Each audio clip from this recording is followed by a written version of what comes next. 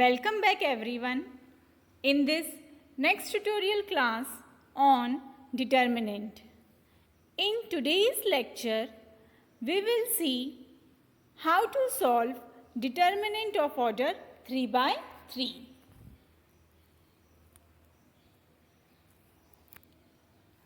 Course outcome.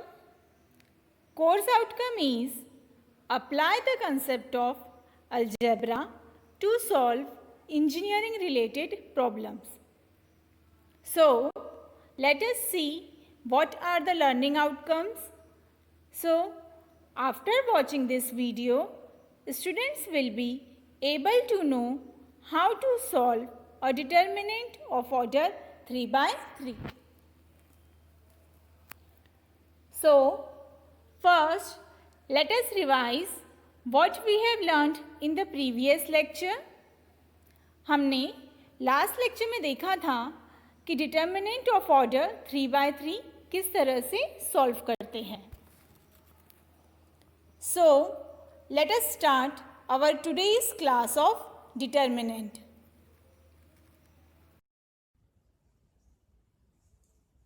Evaluate 9, 12, 1, 1, 4, 1, 1, 5, 3.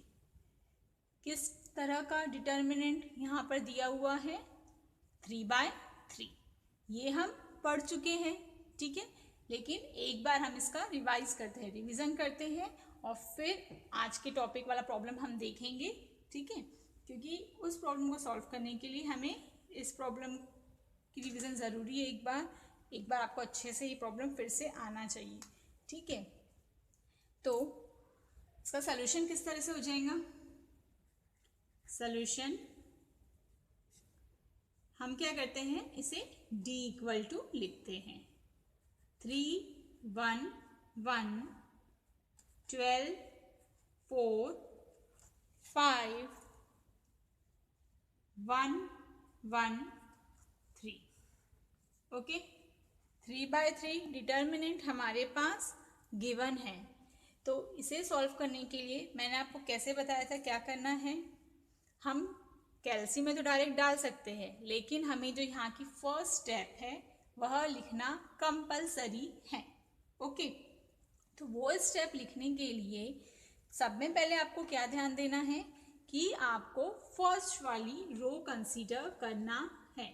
First row मतलब horizontal में ये रो के 3 एलिमेंट जो है इन्हें हम कंसीडर कर रहे हैं, ठीक है. तो फर्स्ट रो का फर्स्ट नंबर एलिमेंट जिसे कहते हैं वो क्या है? 9. तो हमने यहाँ पे 9 लिखा. इसके बाद हम क्या करते हैं, 9 नंबर जिस रो में और जिस कॉलम में लिखा हुआ है वो रो और कॉलम को हमें डिलीट कर देना है, ठीक है. और ये रिमेनिंग जो 4 नंबर हैं इन्हें हमें फिर से डिटर्मिनेंट में लिखना है. तो डिटर्मिनेंट में लिखेंगे. लिखते समय पहले 4 और 5 आया है तो हमें यहाँ पर भी 4 और 5 लिखना है. इसके बाद सेकेंड कॉलम ये वाला 1 और 3 का है, ठीक है. समझ में आया यहाँ तक? इसके बाद मैंने आप लोग को इसके लिए साइन भी बताया था. यहाँ पर फर्स्ट साइन प्लस का, बाद में माइनस और फिर से प्लस रहता है, ठीक है. फर्स्ट नंबर के लिए प्लस का साइन है इसीलिए हम नहीं लिखते हैं. बाद में कौन सा साइन है? माइनस का. तो माइनस का sign. Second number first row का, ये पहली रो है ना फर्स्ट रो, उसका सेकेंड नंबर क्या है हमारा? 12. तो ये हम लिखेंगे यहाँ पर 12. अब 12 जहाँ पर आया है वो रो और कॉलम डिलीट हो जाएंगी, ठीक है. तो 12 के लिए इस तरह से सिंपल रो, ये रो में आया है और ये कॉलम में आया है तो ये डिलीट हो जाएंगे. क्या रिमेनिंग है? 1, 1 और यहाँ से 1, 3, ठीक है. तो पहले 1, 1 है ना, तो यहाँ पर डिटर्मिनेंट का साइन लगा के 1, 1 लिखेंगे, ठीक है. उसके बाद में 1 और 3. तो 1 3। ओके, पोजीशन चेंज नहीं करना है। उसके बाद थर्ड नंबर हमारा क्या है यहाँ पर 1, और उसके लिए कौन सा साइन है प्लस का, तो यहाँ पर हम लिखेंगे प्लस, और ये कौन सा नंबर है 1। अब ये जो 1 है कहाँ आया है, फिर से फर्स्ट रो में, लेकिन कॉलम कौन सा हो गया भाभी, थर्ड वाला कॉलम, तो ये क्या हो जाएंगे, फिर से डिलीट हो जाएंगे। और यहाँ पर अब क्या रिमेनिंग है 1 1 4 5, ठीक है। तो डिटर्मिनेंट के लिए एक लाइन ड्रॉ किया, लाइन खींचेंगे और उसमें लिखेंगे 1 1 4 5, डिटर्मिनेंट का साइन कंप्लीट करेंगे। ये 1 जिस रो में आया है फर्स्ट रो में और थर्ड कॉलम में है, इसे डिलीट करना है हमें, और बचे हुए 4 नंबर्स को हमने डिटर्मिनेंट में लिखा है। ओके, ठीक है। इसके बाद के स्टेप नेसेसरी है क्या, मतलब नहीं लिखा तो भी चलता है। इसके बाद हम क्या कर सकते हैं, कैल्सी का यूज कर सकते हैं, ठीक है। लेकिन ये स्टेप लिखना जरूरी है, ठीक है। हम जब भी 3/3 डिटर्मिनेंट आएगा तो ये स्टेप कंपलसरी लिखेंगी। इसके बाद कैल्सी का यूज करके आंसर लिख सकते हैं। ओके, तो ये है हमारा कैल्सी। तो कैल्सी में सब में पहले हमने ऑन की बटन दबाए, ऑन हो गया हमारा कैल्सी। ऑन होने के बाद में ऑन के बाजू में ही मोड की बटन है, उसे दबाना है, प्रेस करना है। तो इस तरह से आपका कैल्सी में आएगा। तो यहाँ पर 6 नंबर पर लिखा है मैट्रिक्स। यहाँ पर कैल्सी में डायरेक्टली डिटर्मिनेंट नहीं आता है, तो पहले हम लेते हैं 6 नंबर पर मैट्रिक्स लिया। तो फिर कौन सा मैट्रिक्स लेना है, mat A, mat B, mat C, तीनों में से कोई भी एक। तो हम फर्स्ट वाला मैट ए ले लेते हैं। अब वह हमसे पूछ रहा है कि आपका जो है इसका ऑर्डर क्या है। तो हमारे इसका ऑर्डर क्या है 3/3, जो कि यहाँ लिखा है 3/3। कौन से नंबर पर है, फर्स्ट नंबर पर। तो हमने कौन सी बटन दबाया, फर्स्ट नंबर की, 1 नंबर की बटन को हमने दबाया। अब ये जो नंबर्स यहाँ पर डिटर्मिनेंट में लिखे हुए हैं वो नंबर्स हम कैल्सी में डालेंगे। ओके, तो कैसे डालते हैं कैल्सी में नंबर्स, रो वाइज, ठीक है, हॉरिजॉन्टली, आड़े में, ठीक है। तो पहला नंबर है हमारा 9, उसके बाद इक्वल टू का साइन दबाएंगे। तो 9 देखो जिस जगह पर है उसने उस जगह पर ले लिया। सेकेंड नंबर है 12, तो 12 लिखा, इक्वल टू का साइन दबाया, तो यहाँ पर 12 आ गया। थर्ड नंबर है हमारा 1, इक्वल टू का साइन। उसके बाद वो देखो अपने आप कहाँ पर आ गया, सेकेंड रो के लिए आ गया। ओके, अब सेकेंड रो के नंबर्स को हम यहाँ पर लिखेंगे। तो कौन क्या नंबर है सेकेंड रो में, 1 equal to 4 equal to 1 equal to, अब थर्ड रो में आ गया, ठीक है। अब कौन सा नंबर एंटर करना है, थर्ड रो के 1 equal to 5 equal to 3 equal to. यहाँ तक होने के बाद में इक्वल टू दबाना है क्या आंसर के लिए, नहीं, हमें दबाना है AC की बटन। ओके, AC की बटन दबाने के बाद आपको दबाना है शिफ्ट 4, ठीक है। शिफ्ट 4 दबाने के बाद यहाँ पर 7 नंबर पर डिटर्मिनेंट आता है, DET लिखा है डिटर्मिनेंट के लिए, क्योंकि अभी जो हमने प्रेस किया वो मैट्रिक्स के लिए हुआ, लेकिन हमें क्या में चाहिए, डिटर्मिनेंट पे आंसर चाहिए। तो 7 नंबर की बटन दबाएंगे, ठीक है। लेकिन कौन सा डिटर्मिनेंट, हमने AC के बटन दबाकर क्या किया था, उसे सेव कर लिया था गैलेक्सी में। तो वो सेव जो है कहाँ पर सेव हुआ, ये जानने के लिए हम फिर से शिफ्ट और 4 दबाएंगे। ठीक है, शिफ्ट 4 दबाने से ये आया। तो वो हमारा कौन से नाम से हुआ था, मैट ए के नाम से, क्योंकि हमने मैट ए लिया था। तो मैट ए कौन से नंबर पर है, 3 नंबर पर। तो अब हम 3 नंबर की बटन दबाएंगे। तो मैट ए आ गया। उसके बाद कंपल्सरी याद से आप लोग को ये ब्रैकेट को क्लोज करना है, कंप्लीट करना है। ओके, और फिर इक्वल टू की बटन दबाएंगे तो हमें क्या मिल जाएगा, आंसर। तो क्या आंसर आया है हमारा, 40। क्या आंसर है हमारा, 40। तो हम यहाँ लिख देते हैं 40। ठीक है, तो इस तरह से हमने क्या सॉल्व किया था, 3/3 डिटर्मिनेंट। ठीक है, अब हम नेक्स्ट प्रॉब्लम में देखते हैं। ये हमारा हो चुका है, जो आज का हमारा टॉपिक है उसमें भी हमें 3/3 डिटर्मिनेंट ही सॉल्व करना है। लेकिन वहाँ पर ये जो 9 नंबर्स यहाँ पर लिखे ना, 9 नंबर, उनमें से कोई भी एक नंबर क्या रहेगा, मिसिंग रहेगा।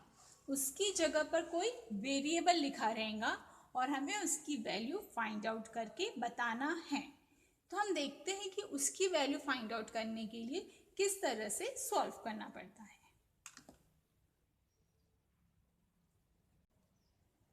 देखिए, अब हमारा कैसे प्रॉब्लम लिखा हुआ है, फाइंड x। क्या करना है, अभी x की वैल्यू फाइंड आउट करने के लिए कहाँ गया है। और फिर से हमें 3/3 डिटर्मिनेंट यहाँ पर दिया है, लेकिन यहाँ पर क्या लिखा है, इक्वल टू 0। क्या लिखा हुआ है, इक्वल टू 0। अभी तक जो प्रॉब्लम आए थे, ठीक है, हमने अभी किए हैं, उसमें हमने जो डिटर्मिनेंट था उसकी वैल्यू फाइंड आउट की थी। लेकिन अभी यहाँ पर उसकी वैल्यू दी हुई है, लेकिन यहाँ पर एक नंबर क्या कर दिया है उन्होंने, मिसिंग कर दिया है। उसकी जगह हमें एक वेरिएबल लिख दिया है, और यहाँ पर कौन सा नंबर आएगा, इस वेरिएबल की वैल्यू क्या है, वह हमें यहाँ पर बताना है। ठीक है, तो इस प्रॉब्लम को सॉल्व करना भी बहुत इजी है, मगर इसके लिए आपको क्या आना चाहिए, 3/3 डिटर्मिनेंट कैसे सॉल्व करते हैं वो पता होना चाहिए। ठीक है, तो वो अभी हमने देखा। तो चलो अब इसका हम सॉल्यूशन देखते हैं। सॉल्यूशन, इसे हम डिटर्मिनेंट लिखते हैं। क्या डिटर्मिनेंट है हमारा, 4 3 9 3 -2 7 11 4 x इक्वल टू 0, ये दिया हुआ है। यहाँ पर फिर से हम लोग क्या करेंगे, इसे रो वाइज कंसीडर करेंगे। पहला रो, ठीक है, ये रो हम कंसीडर कर रहे हैं, ये 3 नंबर ले रहे हैं हम। ओके, इनके साइन पता है, प्लस फिर माइनस फिर प्लस, सेम वही कंसेप्ट, पहली स्टेप यहाँ पर सेम है। ओके,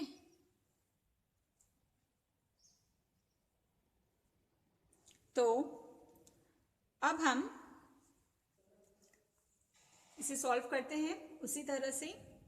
तो अभी सबसे पहले हमें फिर से फर्स्ट रो का फर्स्ट नंबर, पहला एलिमेंट लेना है।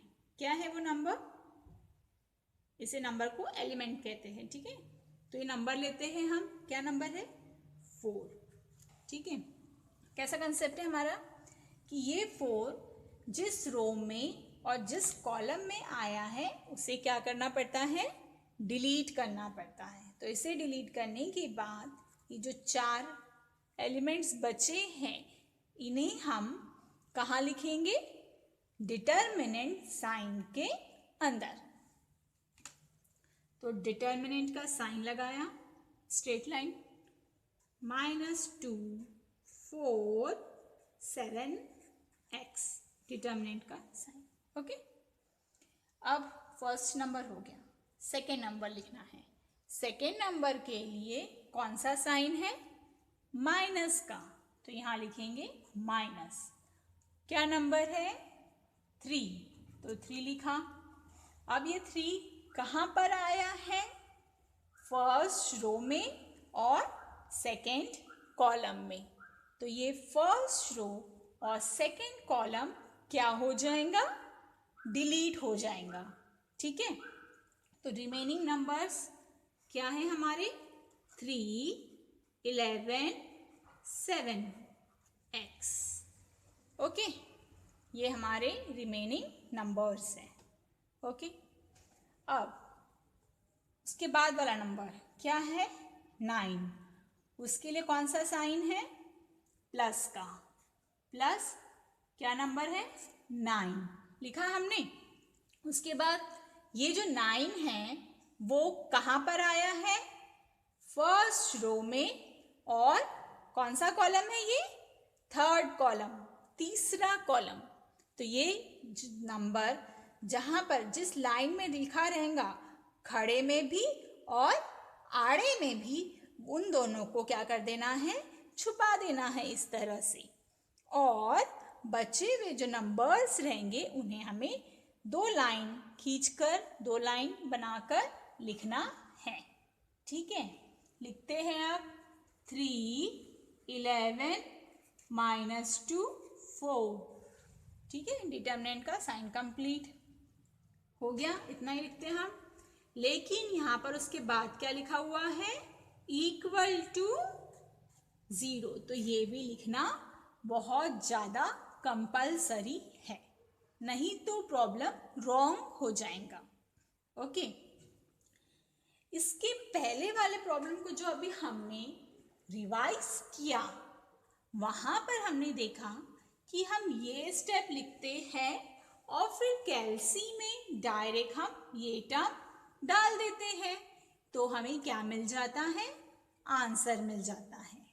लेकिन इस प्रॉब्लम में अभी जो हम प्रॉब्लम सॉल्व कर रहे हैं, इसमें ऐसा नहीं करना है, क्योंकि यहाँ पर क्या है? एक वेरिएबल है। ठीक है, हाँ, तो यहाँ पर इसके आगे के स्टेप भी क्या है? बहुत इम्पॉर्टेंट, जो कि हमने लास्ट लेक्चर में सीखा था। क्या सीखा था हमने? लास्ट लेक्चर में हमने देखा कैसे करते हैं। ये 4 एज इट इज लिखा हमने, उसके बाद में ये जो 2/2 डिटर्मिनेंट है यहाँ पर, उन्हें सिंपली क्रॉस मल्टीप्लिकेशन करके सॉल्व करते हैं। ठीक है, तो ये नंबर से x मल्टीप्लाई हो जाएगा और यहाँ पर 4 से 7। ठीक है, तो कैसे लिख सकते हैं? ब्रैकेट देंगे, -2 मल्टीप्लाई बाय x। उसके बाद हमेशा कौन सा साइन? माइनस का साइन। ठीक है, 7 मल्टीप्लाई बाय 4। ठीक है, ब्रैकेट कंप्लीट। इसके बाद लिखा है -3, ये 3 लिखा, ब्रैकेट दिया। अब फिर से ये नंबर से ये नंबर को मल्टीप्लाई करेंगे और ये नंबर से ये नंबर को मल्टीप्लाई करेंगे। 3 इंटू मल्टीप्लाई बाय x। उसके बाद माइनस का साइन, 11 मल्टीप्लाई बाय 7। ठीक है, ब्रैकेट हमारा कंप्लीट, प्लस 9 ब्रैकेट। अब क्या आएगा? किसका मल्टीप्लिकेशन? ये नंबर से ये नंबर मल्टीप्लाई होगा और ये नंबर से ये नंबर मल्टीप्लाई होगा। 3 इंटू 4। ओके, माइनस का साइन क्या है यहाँ पर? 11 इंटू कौन सा नंबर है? -2 bracket complete, equal to 0। Equal to 0। जहाँ पर वेरिएबल वाले प्रॉब्लम आएंगी वहाँ पर ये स्टेप भी करना क्या है? कंपल्सरी। ठीक है, ये स्टेप भी क्या है? बहुत कंपलसरी है। ठीक है, अब इसके बाद आगे नहीं भी सॉल्व करेंगे, डायरेक्ट कैल्सी में अब इसे डाल सकते हैं। ठीक है, अब देखिए कि ये स्टेप होने के बाद में कैल्सी का यूज कैसे करना है। ठीक है, तो ये हमने लिया कैल्सी। ओके, फिर से कैल्सी को पहले ऑन किया, तो अब कौन से स्टेप डालना है, ये वाले स्टेप डालना है। ओके, कौन से स्टेप, ये वाले स्टेप कैल्सी में हम डालेंगे, ये दोनों स्टेप नहीं डालना है। ठीक है, तो कैल्सी लिया हमने, कैल्सी में सबसे पहले क्या है 4 लिखना है। 4 लिखा, जैसा लिखा है बिल्कुल वैसा ही यहाँ पर लिखते जाएंगे। 4 लिखा, फिर ब्रैकेट का साइन। ठीक है, ठीक है, ऑन कर लिया। 4 लिखा, फिर ब्रैकेट का साइन, उसके बाद क्या है यहाँ पर -2 मल्टीप्लिकेशन का साइन, तो ये मल्टीप्लिकेशन का साइन दबाया हमने। फिर x, अब यहाँ पर x नहीं है तो ये देखो x लिखा हुआ है यहाँ पर, तो ये जो x है वो यहाँ पर लाने के लिए पहले ये जो अल्फ़ा, ये वाली जो बटन है जिसके ऊपर लिखा हुआ है अल्फ़ा, तो ये वाली बटन दबा के यहाँ पर x लिखा है वो दबाएंगे, तब वहाँ पर x आता है। ठीक है, याद रखेंगे जब भी वेरिएबल चाहिए रहेगा तो क्या करना है, अल्फ़ा के साथ में ये बटन दबाएंगे। उसके बाद में है माइनस का साइन, 7 मल्टीप्लिकेशन का साइन, गुणा का साइन दिया हमने, फिर 4, फिर ब्रैकेट कंप्लीट। ओके, उसके बाद में अब देखिए अब क्या है, ब्रैकेट कंप्लीट होने के बाद यहाँ पर क्या सा साइन है माइनस, तो माइनस का साइन लगाया, फिर क्या है 3 लिखा, उसके बाद में ब्रैकेट दिया, फिर 3, फिर से मल्टीप्लिकेशन का साइन, फिर से x आया है, तो क्या करना पड़ता है x लाने के लिए, ये जो बटन है अल्फ़ा की, अल्फ़ा और यहाँ पर x दबाना पड़ता। ठीक है, अल्फ़ा x दबाया हमने, उसके बाद है यहाँ पर माइनस का साइन, 11 मल्टीप्लिकेशन का sign, 7 bracket complete. Okay, plus फिर कौन सा नंबर है यहाँ पे 9, फिर से ब्रैकेट 3 मल्टीप्लिकेशन का साइन, 4 माइनस 11 मल्टीप्लिकेशन का साइन, -2 ब्रैकेट कंप्लीट। ठीक है, हो गया, इक्वल टू 0 चाहिए, ये -2 लिख लिया हमने। उसके बाद ये जो इक्वल है, अगर आपने ये इक्वल दबाया तो रॉन्ग आंसर आएगा, गलत आंसर आता है। तो ये ब्रैकेट कंप्लीट होने के बाद में भूल कर भी ये वाला इक्वल टू का साइन नहीं दबाना है, हमें उसके बाजू में 0 भी लिखना है। तो ये इक्वल टू का साइन लाने के लिए आपको क्या दबाना है, ये अल्फ़ा की बटन, और उसके बाद में देखो यहाँ पर सॉल्व इक्वल टू लिखा हुआ है, तो ये वाली बटन, तो हमारा यहाँ पर क्या आ गया, इक्वल टू का साइन आ गया। अगर आपने ये वाला इक्वल टू दबाया, उससे इक्वल टू का साइन नहीं आता है, ऐसी कुछ भी एक नंबर आ जाएगा, मतलब आपको आंसर बता देगा, लेकिन वह आंसर करेक्ट नहीं है, क्योंकि हमारा इक्वेशन किसके इक्वल है, 0 के, तो वो तो हमने लिखा ही नहीं अभी तक, तो फिर बराबर रहेगा क्या, नहीं। इसलिए आप लोगों को अल्फ़ा और ये सॉल्व की बटन दबाना है, और उसके बाद यहाँ पर क्या है 0, तो उसके लिए फिर अब 0 दबाएंगे। हो गया, 0 दबा दिया। अब इसके बाद भी इक्वल नहीं दबाना है, आंसर लाने के लिए क्या दबाते हैं, शिफ्ट की बटन, सॉल्व और फिर इक्वल टू की बटन। तो देखो बीच में लिखकर आता है x = 25। ठीक है, बीच वाले इसमें लिखकर आया x = 25। कौन सी बटन दबाया मैंने, शिफ्ट, सॉल्व, इक्वल, ठीक है। और ये इक्वल टू का साइन लाने के लिए क्या दबाया था, अल्फा, और ये सॉल्व की बटन उसके बाजू में इक्वल टू का, क्योंकि साइन है, क्योंकि जब भी कोई रेड वाला मतलब अपनी सिंबल चाहिए तो उसके लिए अल्फा की बटन प्रेस करना पड़ता है, ठीक है। और फाइनल आंसर लाने के लिए शिफ्ट, सॉल्व और फिर इक्वल, तो हमें x की वैल्यू मिलेंगी करेक्ट वाली। क्या वैल्यू x की, 25। तो हम लिख देंगे फिर therefore x इक्वल टू 25। यही हमें क्या कहा गया था, सॉल्व करने के लिए कहा गया था, ठीक है। तो आप लोग को क्या करना है, इन प्रॉब्लम्स को बहुत बार देखना है और इनकी प्रैक्टिस करना है, ठीक है। और फिर इन्हें सॉल्व करना है अच्छे से। पहले इन्हें ध्यान से समझिए कि ये सॉल्व कैसे होते हैं, ओके। और फिर इन्हें अपने नोटबुक में लिखिए और प्रैक्टिस करिए, ओके। ये असाइनमेंट आपके प्रैक्टिस के लिए है। अभी हमने देखा कि डिटर्मिनेंट में अगर कोई वेरिएबल मिसिंग हो तो उसे कैसे फाइंड आउट करते हैं, ठीक है। तो आप लोग को ये प्रॉब्लम्स पूरे सॉल्व करना है अच्छे से और आंसर टैली करना है। So let us summarise what we have learn today. आज हमने देखा कि डिटर्मिनेंट ऑफ ऑर्डर 3/3 में अगर कोई वेरिएबल टर्म है, ठीक है, तो उसे इक्वेट करना है, इक्वल टू 0 लिखा है, तो as it is 3/3 determinant solve करना है और वह अननोन वेरिएबल की वैल्यू फाइंड आउट करनी है।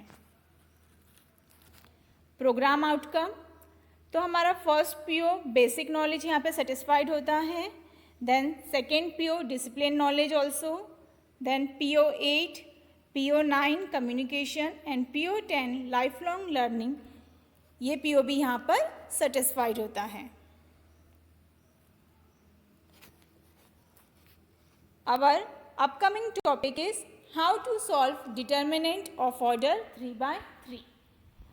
हम आने वाले लेक्चर में इसी पर बेस कुछ और डिफरेंट टाइप के प्रॉब्लम्स को सॉल्व करना सीखेंगे। Thank you for watching this video.